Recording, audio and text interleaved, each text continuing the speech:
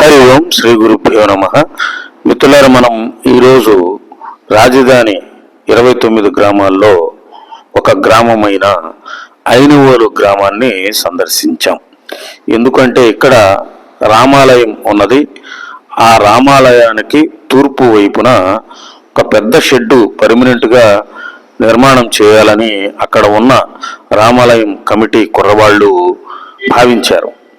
అందుకుగాను ఎలా వేయాలి, ఏమిటి మన సలహా సంప్రదింపులకు మనల్ని పిలిపించడం జరిగింది.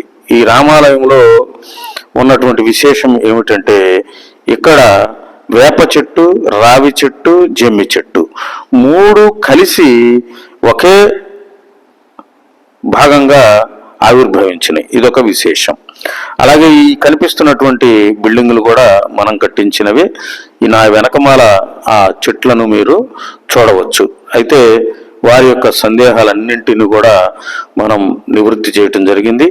అలాగే రేపు 29వ తారీఖు మనచే నిర్మాణం చేయించబడినటువంటి శివాజీ గారి ఇల్లు ఈ కనిపిస్తూ ఉన్నది.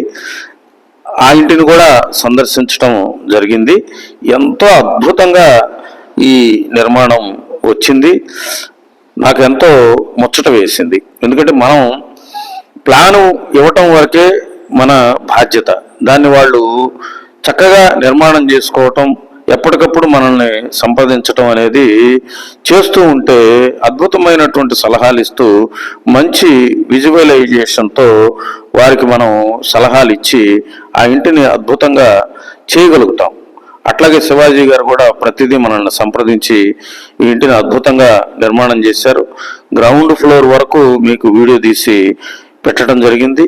ఫస్ట్ ఫ్లోరు, సెకండ్ ఫ్లోరు అద్దెకు కూడా ఇచ్చేశారు. హాస్టల్కి 60,000 రూపాయలకి. మరి ఎంతో అద్భుతంగా ఈ గృహం కూడా వచ్చింది.